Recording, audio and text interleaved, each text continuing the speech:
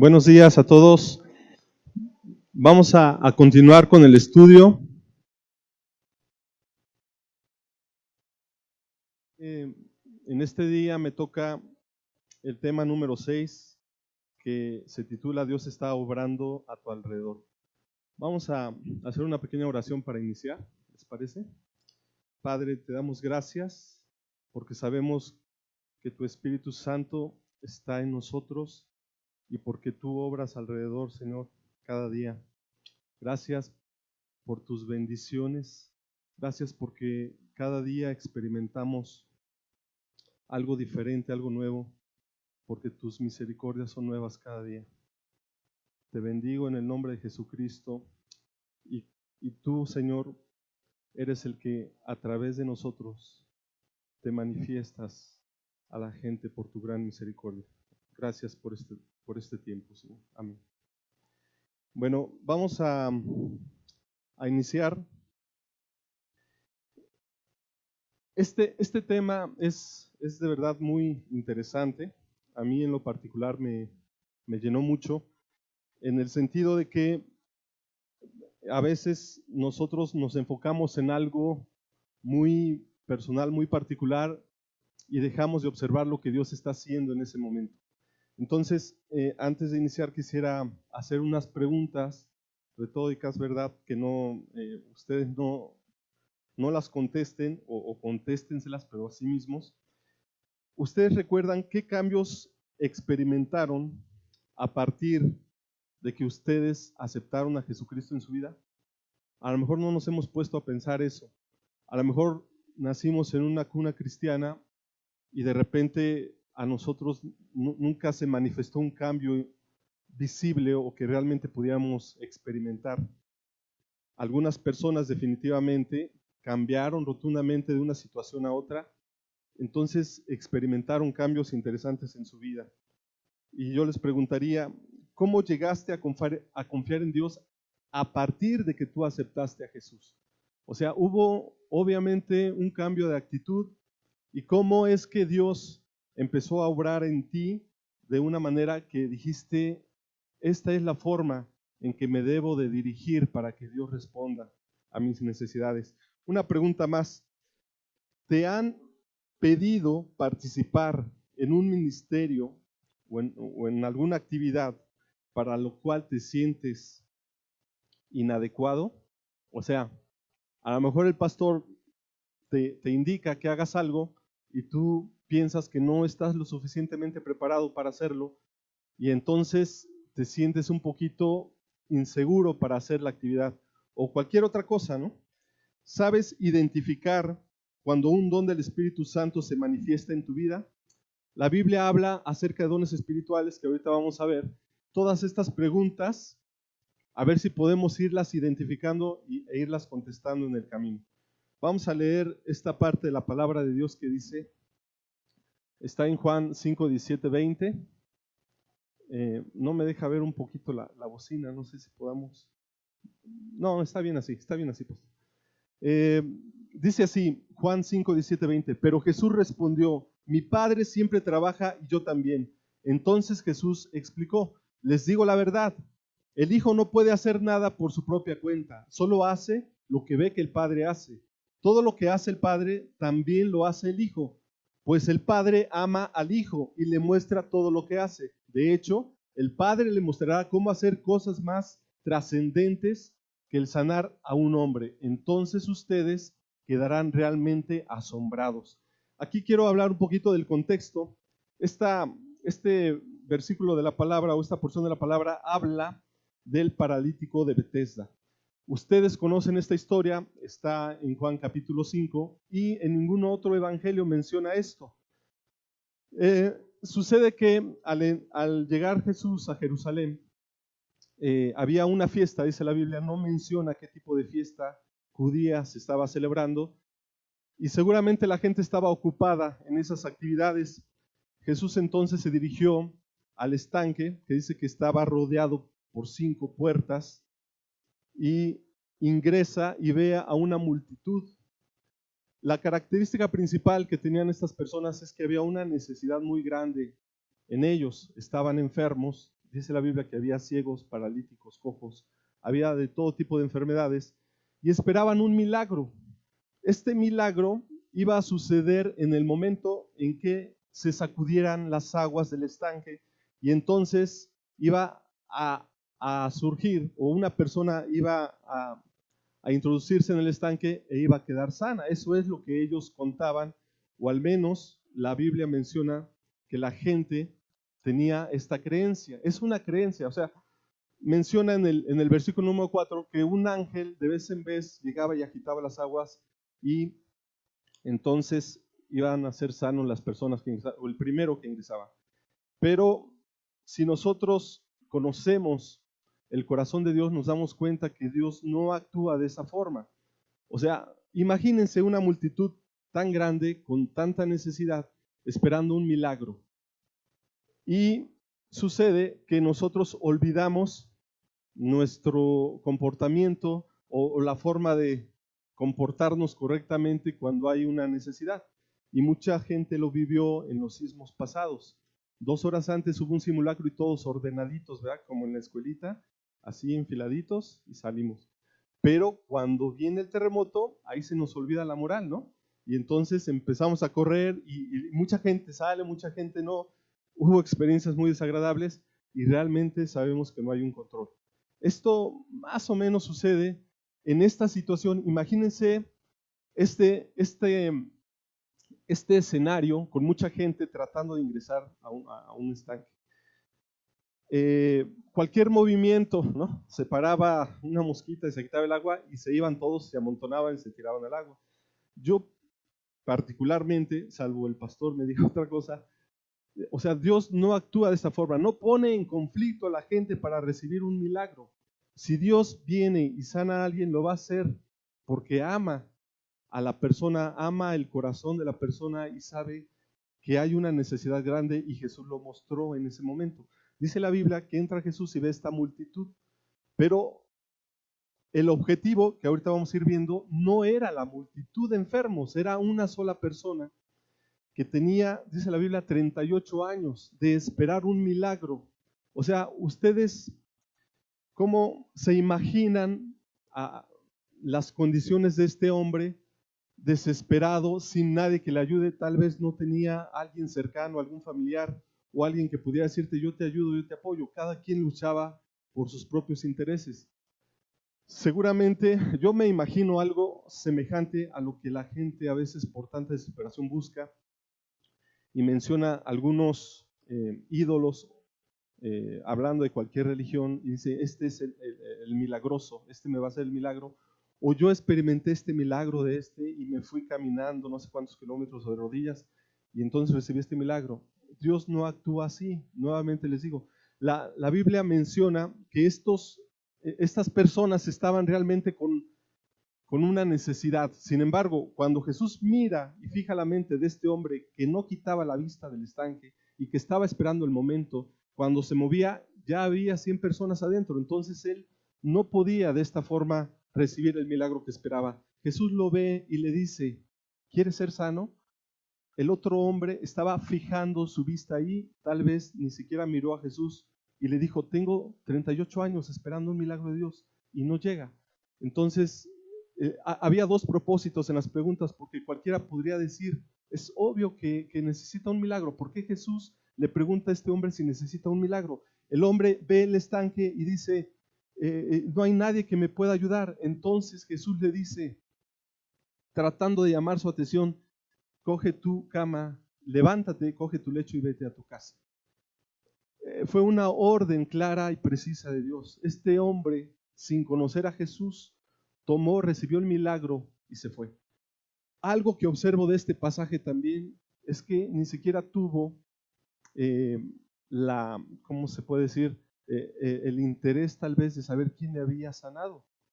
Se fue simplemente a su casa y Jesús salió por otra puerta, y más adelante muestra la Biblia esto que ustedes que acabamos de leer. Le preguntan los escribas, los que eran muy celosos con la ley, y le dicen al hombre, ¿por qué estás cargando tu lecho en el día de reposo? la persona que me sanó me dijo, coge tu lecho y vete a tu casa. ¿Y quién te dijo? Pues no sé, no lo conozco. Entonces eran tan estrictos que seguramente por ahí lo ficharon y le dijeron, bueno, si no nos dices quién fue, entonces tú vas a sufrir las consecuencias. Más adelante menciona la Biblia que se encuentran en el templo. A lo mejor este hombre fue a darle gracias a Dios o con gratitud, ¿verdad? Se presenta en el templo y casualmente Jesús lo ve ahí y Jesús le dice unas palabras muy directas. Se le dice, cuida de no pecar para que no venga algo peor sobre tu vida. ¿Qué puede ser peor que estar 38 años en un lecho sin caminar? Seguramente Jesús se refería a su propia alma, a su salvación. Y la Biblia menciona claramente que el pecado trae como consecuencia ¿qué?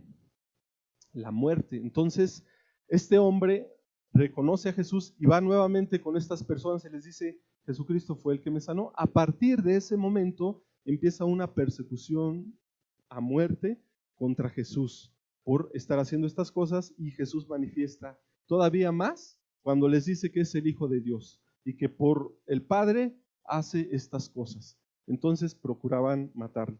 Vamos a ir avanzando un poquito y dice, de acuerdo a esta enseñanza, cómo hacer la voluntad de Dios. Cuando quieres aprender a conocer la voluntad de Dios, siempre debes de mirar a Jesús. Jesús va a ser nuestro punto de referencia para cumplir esta gran parte.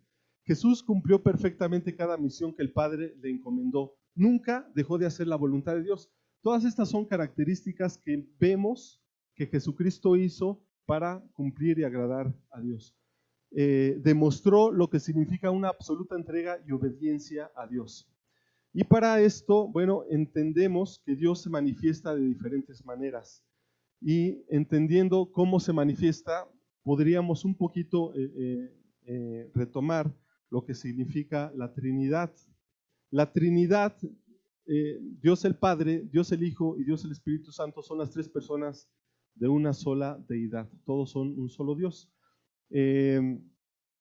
Es complejo entender esto. Nosotros a lo mejor con nuestra propia mente humana no logramos entender algo que es realmente celestial. Pero el ejemplo más claro que entendí de esto, se los voy a dar para no perdernos mucho, es el estado físico del agua. El agua se manifiesta de tres diferentes formas, que es sólido, líquido y gaseoso, ¿cierto? Pero al estar en una situación líquida no deja de ser agua, ni en estar en la parte sólida, como el hielo, sigue siendo agua, o en la parte gaseosa, cuando se evapora, sigue siendo agua. Entonces, son tres diferentes formas de expresión que nosotros encontramos en un elemento. Algo parecido es lo que sucede. El Padre, el Hijo y el Espíritu Santo se manifestaron, de acuerdo a la palabra de Dios, cuando Juan el Bautista estaba bautizando a Jesús y se presenta una voz en el cielo, dice la Biblia que se abren los cielos y menciona, este es mi Hijo amado en el cual me complazco. Y enseguida dice que descendió el Espíritu Santo en forma de paloma. Y en ese momento estaba siendo bautizado Jesús. Se expresaron las tres formas de Dios en ese momento. Y en Juan 14, obviamente, Jesús siempre mencionó que Él hacía lo que el Padre, porque el Padre y Él eran una sola persona. Y dice en Juan 14, no se turbe tu corazón, no tengas miedo. Creen que el Padre está en mí y que yo soy en Él, y que yo no hago las cosas que quiero, sino que las cosas que quiere el Padre que yo haga, esas son las que yo hago. Voy pues a prepararles un lugar a ustedes para que donde yo estoy, ustedes también estén y sepan a dónde voy y sepan el camino. Sin embargo, Tomás menciona y le dice, bueno, Señor, todo lo que dices está excelente, pero ¿cómo podemos llegar al Padre? Muéstranos tú el camino para que sepamos cómo llegar. Y Jesús le contesta, yo soy el camino, ¿qué dice? La verdad y la vida. Nadie viene al Padre si no es por mí. Entonces crean que yo soy en el Padre y el Padre en mí. O sea, está manifestando que son una sola persona. Pero nuevamente le cuestiona Felipe y le dice, ¿cuál fue? ¿Alguien recuerda la pregunta que le hizo Felipe? ¿No? Felipe, Tomás le dice que le mostrará el camino y Felipe le hace una pregunta más. ¿Alguien?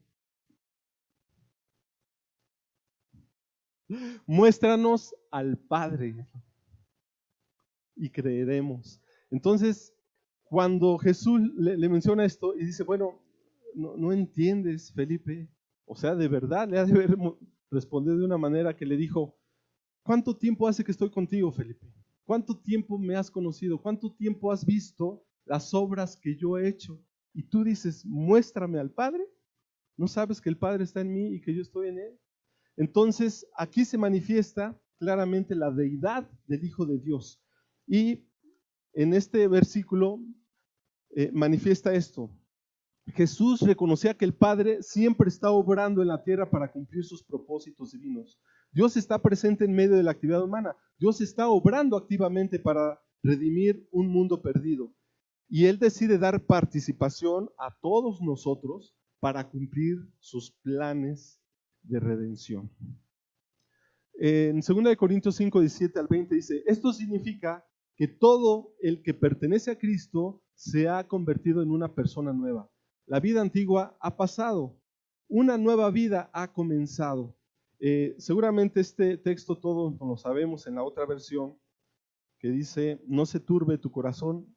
No, es el que está en Cristo nueva criatura es, las cosas viejas pasaron, he aquí todas son hechas nuevas. Y todo esto es un regalo de Dios, quien nos trajo de vuelta a sí mismo por medio de Cristo, y Dios nos ha dado la tarea de reconciliar a la gente con Él, pues Dios estaba en Cristo, reconciliando al mundo consigo mismo, no tomando más en cuenta el pecado de la gente, y nos dio a nosotros este maravilloso mensaje de reconciliación. Así que somos embajadores de Cristo. Dios hace su llamado por medio de nosotros. Hablamos en el nombre de Cristo cuando les rogamos, vuelvan a Dios. ¿Quiénes son los instrumentos que Dios usa para que la gente se reconcilie? Por medio de Jesús. Todos nosotros. Nosotros somos ese instrumento que Dios usa. Pero el Padre está obrando para reconciliar consigo al mundo. Jesús conocía y entendía y hacía la voluntad del Padre. Ahorita vamos a ver cómo las manifestaciones del Espíritu Santo sobre nosotros son los que van a hacer la obra. El Padre siempre está en acción. Dios nunca está estático, siempre está haciendo algo. El Padre me hace obrar a mí. Nada hago por iniciativa propia. Ojo con esto. O sea, no es de que yo lo sienta, es porque el Padre te dice lo que tienes que hacer. Observo qué está haciendo el Padre. Hago lo que el Padre está haciendo. El Padre me ama y me muestra todo lo que Él mismo está haciendo. La obra del Padre por medio de Jesús. El Padre le había revelado su plan al Hijo y Él se había unido al Padre donde éste estaba obrando. O sea, Jesús ya tenía un plan trazadísimo de lo que iba a hacer aquí en la tierra al momento de manifestarse a los hombres. Jesús habló de esta relación tan unida con el Padre en muchos versículos. Aquí solamente pongo algunos. En Juan 7:16, por ejemplo, dice, mi doctrina no es mía, sino de aquel que me envió. Nada hago por mí mismo, sino según me enseñó el Padre, así hago, para que conozcáis y creáis que el Padre está en mí y yo en el Padre. Otra, sino que el Padre que mora en mí, Él hace las obras, porque las palabras que me diste, las he dado. Es una oración que hacía Jesús al Padre. Ahora viene esta pregunta interesante. ¿Cómo nos damos cuenta de que Dios está obrando? Las personas no buscan a Dios por iniciativa propia, a menos que Dios esté obrando en su vida. Y aquí está un ejemplo muy claro, que es la historia de Zaqueo, que todos conocemos. Jesús se dirigía a Jerusalén para entregar su vida. Ya estaba dispuesto que Jesús iba a morir en la cruz y él sabía perfectamente que al entrar a Jerusalén era la última vez que iba a ver a los discípulos en una misión tan grande como la que estaban llevando. Zaqueo se da cuenta que Jesús iba a pasar por su ciudad. Es interesante saber que Jesús tuvo que tomar un camino diferente. Si ustedes pueden ver un mapa, para llegar a Jerusalén pasó por Jericó. Jericó era un lugar que estaba un poquito aislado de Jerusalén y llega con una gran multitud siguiéndole y lo que yo les menciono de que Dios siempre tiene algo, un objetivo para obrar. En este caso, la multitud que estaba alrededor de Jesús no era el objetivo, no era el foco. Él sabía que había algo interesante que iba a hacer en esa ciudad. Zaqueo, como ustedes saben, era un cobrador de impuestos, era una persona despreciada por la sociedad. Era una persona que, dice la Biblia, él tenía una encomienda del Imperio Romano y al cobrar impuestos, en la historia se menciona que muchos de ellos cobraban de más para quedarse con una parte. Por eso, no casualmente, la mayoría que cobraba impuestos eran personas adineradas o con mucha influencia, además. Y, por supuesto, despreciados. Los judíos eran muy celosos de esto y una de las cosas que Jesús menciona con Zaqueo es que porque él también es hijo de ¿quién dijo? De Abraham, ¿no? Mencionaba. Es decir, que es parte del pueblo de los judíos y los judíos, pues obviamente, como él servía al Imperio Romano, el Imperio Romano se destacaba porque tenía muchos dioses o ídolos y obviamente esos impuestos eran para sostener todo eso, todos los atributos que hacían, porque incluso el mismo César se presentaba como un dios. Entonces, pues la gente no lo quería por muchas circunstancias. Se sube a un árbol y él tiene el anhelo de ver a Jesús y de conocerlo. Jesús, cuando iba pasando, lo ve y le dice: Zaqueo, ¿qué haces allá arriba? Baja pronto porque en este momento es necesario que vaya yo a tu casa. Y toda la gente dijo: bueno, Jesús, ¿no conoces a este hombre? Por supuesto que lo conocía, porque hasta por su nombre lo llamó, ¿cierto? Y toda la gente murmuraba: es una persona pecadora. ¿Cómo Jesús va a entrar a la casa de un pecador? ¿Se le ocurre, alguien le puede decir esto? Baja Zaqueo muy contento y se va feliz, ¿no? Seguramente la multitud se quedó atónica. Zaqueo abrazó a Jesús y le dijo: claro que te invito a mi casa. Se lo lleva a su casa y en su casa manifiesta un arrepentimiento que se ve con consecuencias. Y Zaqueo le dice: si algo le he quitado a alguien, se lo voy a regresar 4 veces. Y o sea, él iba a poner ya un corazón dispuesto para que la actividad que estaba haciendo la ejerciera de una manera ética, por así decirlo. Nosotros debemos estar atentos a nuestro Dios alrededor para saber dónde está actuando Dios.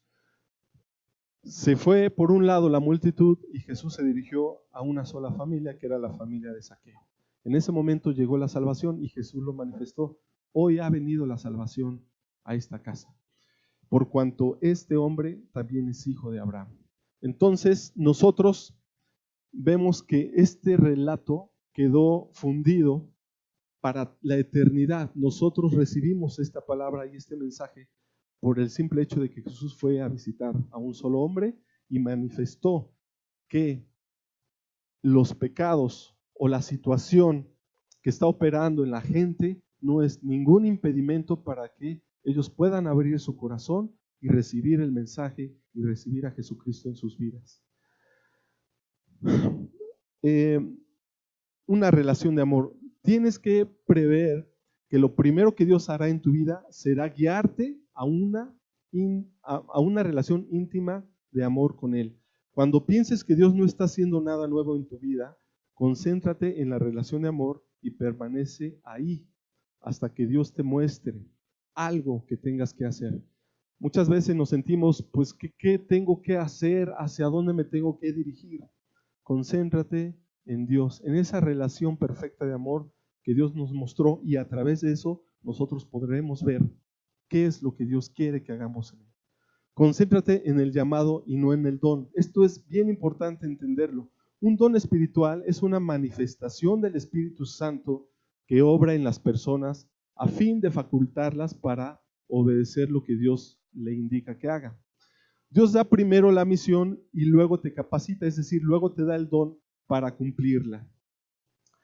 Esto es cuando nosotros entendemos que Dios quiere hacer algo a través de nosotros y, por ejemplo, Dios te pone en tu corazón visitar a alguien que tal vez, como Zaqueo, es una persona muy influyente, es una persona que recibe únicamente con citas, que tiene una vida completamente aislada de, a lo mejor, de la gente, es decir, que no hay un acceso libre, y Dios te habla a tu corazón y dices, tienes que ir a ese hombre, y tú dices, bueno, es que es una persona muy influyente, ¿yo qué voy a decir? Lo mismo que pasó con Moisés, Dios te va a poner las palabras para lo que tienes que hablar, tú no tienes que hacer nada, Dios te va a capacitar, te va a dar esa misión y después te va a poner los medios para que nosotros podamos hacer lo que Él quiere. El Espíritu Santo, cuando el Espíritu Santo vive en nuestro interior, tenemos todo el poder de Dios y todos los recursos del cielo a nuestra disposición. O sea, no vamos a estar solos. Siempre va a haber recursos de parte de Dios que podamos hacer y cumplir la obra que Él manifestó que hiciéramos. Siempre que Dios hace algo, lo va a cumplir. Por eso nuestra fe debe de estar siempre apegada a lo que Dios quiere que hagamos para que podamos hacer esa obra sin ningún tipo de temor. Pero ¿cómo equipa el Espíritu Santo a las personas? Aquí en 1 Corintios 12 menciona algunos de los dones espirituales que Dios nos dio como un regalo. A cada uno de nosotros se nos da un don espiritual para que nos apoyemos mutuamente. Ustedes más o menos recuerdan en 1 Corintios 12, ahí habla específicamente de 9 dones. Estos 9 dones no significa que son los únicos por los cuales Dios se manifiesta a través de nosotros, pero hace una especie de énfasis en la iglesia de Corinto porque había una necesidad muy específica ahí. Entonces Pablo les dice que el Espíritu Santo se puede manifestar a través de dones, por ejemplo, yo los divido de esta forma, de palabra o de hablar, que es el don de lenguas, el don de interpretación de lenguas y el don de profecía. Y luego vienen otros 3 dones que se manifiestan más en el conocimiento o en la psique, que son el don de discernimiento de espíritus, el don de profecía y el don de ciencia y el don de sabiduría. Estos dones los va a manifestar Dios en el momento preciso, en el momento que nosotros estemos en la situación que yo les mencionaba, no estamos capacitados, entonces viene el don de Dios, del Espíritu Santo, por ejemplo, de sabiduría, y nosotros sabremos qué decir o sabremos cómo interpretar una situación. Y después vienen los dones de acción, los dones que se manifiestan delante de todos los ojos, que son el don de milagros, el don de fe y el don de sanidades. Cuando el Espíritu Santo llega y se manifiesta a alguien de esta forma, entonces podemos ver las grandes maravillas que Dios hace con la gente cuando se manifiesta de esta forma. ¿Y cuántos saben que ustedes pueden tener cualquiera de estos dones? ¿Cómo? Ahorita van a ver que vamos a levantar todas las manos, pero tenemos que entender esto primero, si no, no vamos a poder ejecutarlo.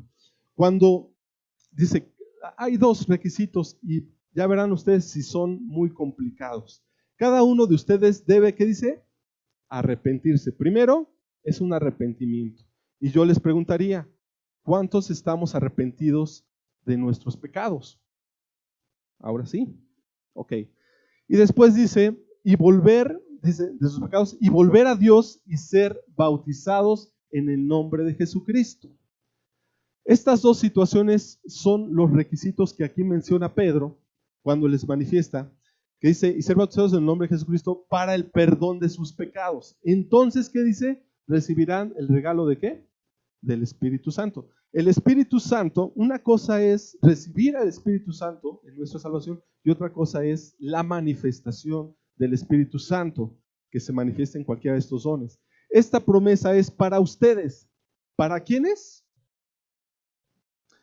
Para sus hijos. ¿Para quiénes? Para nuestros, los que tengan, para nuestros hijos y para los que están lejos, es decir, para todos los que han sido llamados por el Señor nuestro Dios. O sea, no somos personas verdaderamente especiales para Dios, para recibir este regalo, este fruto, esta manifestación de Dios que nosotros podemos dar a las personas, y es para que nosotros los usemos y los manifestemos. Así es como el Espíritu Santo nos equipa. Y esto es bien importante. Dios no te va a dar un don si tú no tienes una misión por parte de Dios. Es decir, cuando nosotros rehusamos hacer algo en la obra de Dios, es muy difícil que Dios te pueda dar una responsabilidad como esta. Cuando tú abres tu corazón a lo que Dios quiere hacer en tu vida, no dudes que la manifestación del Espíritu Santo en cualquiera de estas formas de actuar va a llegar a ti y vas a hacer la obra que Dios quiere que hagas. El Espíritu Santo no obra de manera individual, sino para edificación del cuerpo. Es decir, no es un don que yo voy a usar para andar haciendo milagros por donde sea. Así no lo hacía Jesús. Si Jesús actuara de esta forma, hubiera sanado a todos los que estaban ahí alrededor del estanque de Betesda y todos hubieran sido sanos. Jesús nada más fue a sanar a una persona, manifestó su poder en esa persona y dice la Biblia que salió por uno de los pórticos. Esta es la razón por la que nos necesitamos unos a otros. Cuando los miembros rehúsan servir o se alejan de la iglesia debido a conflictos de relación, los miembros sufren porque comienza a faltar parte de la provisión de Dios para ellos. Nosotros como miembros del cuerpo de Cristo nos necesitamos mutuamente. O sea, no podemos decir que yo no necesito al que está a mi lado. No le puedes decir a tu mano izquierda, mano derecha no te necesito, o viceversa, o a tu pie. Dice la Biblia que todos cumplen una función muy específica. Y todas las funciones de nuestro cuerpo son importantes, ¿cierto o no? Todas las funciones, o sea, cualquiera, por eso las tenemos, por eso forman parte de nuestro cuerpo como integridad. Es por eso que Pablo toma este ejemplo tan importante y dice, de todo el cuerpo, la cabeza es ¿quién? Es Jesús. O sea, de la cabeza es donde vienen las órdenes para que nuestro cuerpo se mueva o pueda hacer algo. Cuando nosotros nos dejamos guiar como cuerpo de Cristo y Cristo nuestra cabeza, entonces todo fluye de manera adecuada. Pero si uno de nuestros miembros se rehúsa a hacer o se desanima o tiene algún tipo de conflicto con alguien, el cuerpo se duele. O sea, no se duele la persona. El cuerpo, que es la familia de Dios, resiente esa parte.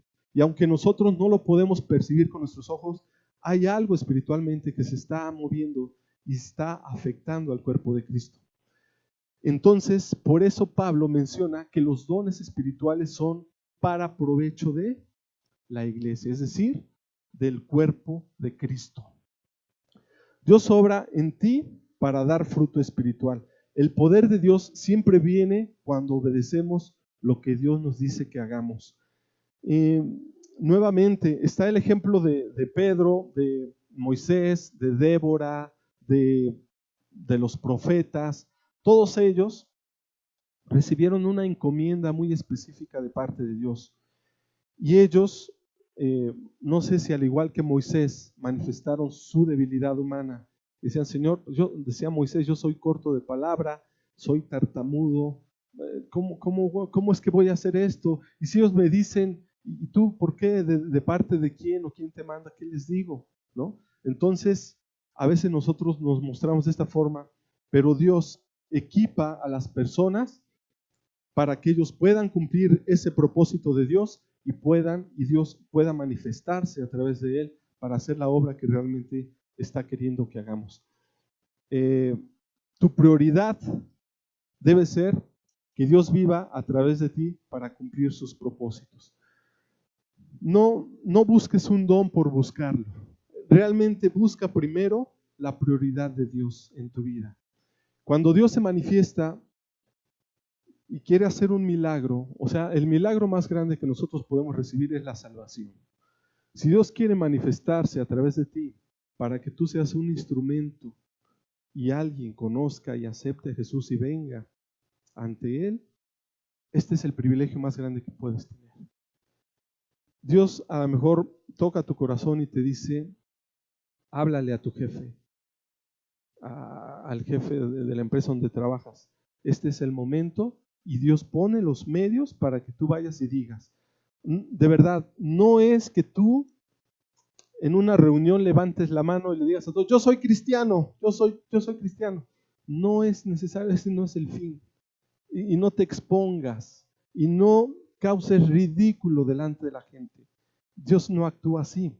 Él pone una atmósfera adecuada donde va a revelar el momento adecuado y oportuno para que tú llegues con una palabra directa de parte del Espíritu Santo y esta persona la reciba. Ahí es donde Dios actúa. ¿Sí ven la diferencia? No es que yo le ande diciendo a todo el mundo que soy cristiano. Dice la palabra de Dios, por sus frutos los vas a conocer. No necesitas decir ni hacer más. Créeme, no son suficientes 1000 predicaciones para que tú puedas hacer algo para Dios. Cuando tú actúas y te manifiestas ante un vecino para, dice lo que leíamos al principio, para manifestar la gloria de Dios a través de tu vida, este vecino, él mismo va a llegar a ti y te va a decir, tú tienes algo que yo necesito. No sé qué es. ¿A alguien le ha pasado esto? Por supuesto. O sea, no necesitas tener un letrero y decir aquí yo soy cristiano, sino que ve en tu corazón y dice, ¿qué tienes tú? O sea, compárteme de eso, por favor, lo necesito. Y cuando tú empiezas a soltar esta parte, entonces viene la obra del Espíritu Santo a trabajar con esta persona. Y créanme, Dios no actúa con personas que son de doble moral. La Biblia dice que no puede correr en un río aguas dulces y aguas amargas. ¿Somos o no somos? Aquí en la iglesia damos una cara y a lo mejor afuera somos otra persona. Así no se va a manifestar Dios. Así no va a venir alguien a pedirte algo. Y aún cuando Dios quiere ocuparte para hacer algo, lo va a hacer a pesar de lo que sea. Cuando Dios menciona algo en su palabra, Él la cumple. Y esto que yo les menciono es, no es que nosotros ahorita tomemos algo, o sea, en este momento me voy a salir y voy a decirle a esta persona que ya me remuerde la conciencia. No es así. Tu prioridad debe ser que Dios viva a través de ti para cumplir sus propósitos. Cuando Dios vive a través de nosotros, cuando Dios, en el momento en que llega y toca la puerta de tu corazón y tú la abres y Dios entra a tu vida, el Espíritu Santo llega a ti y entonces es cuando tú puedes y empiezas a manifestar la obra del Espíritu Santo a través de sus dones en tu vida para la gente, para ayuda, para los necesitados, para los enfermos, para los matrimonios o las familias que necesitan restauración. Entonces es cuando Dios viene y cumple su obra a través de tu vida. Pues les agradezco mucho su atención. Espero que esta palabra sea realmente de utilidad. Yo, al momento de estudiarla, recibí de verdad de parte de Dios algo muy especial y créanme que Dios no se equivoca con nosotros.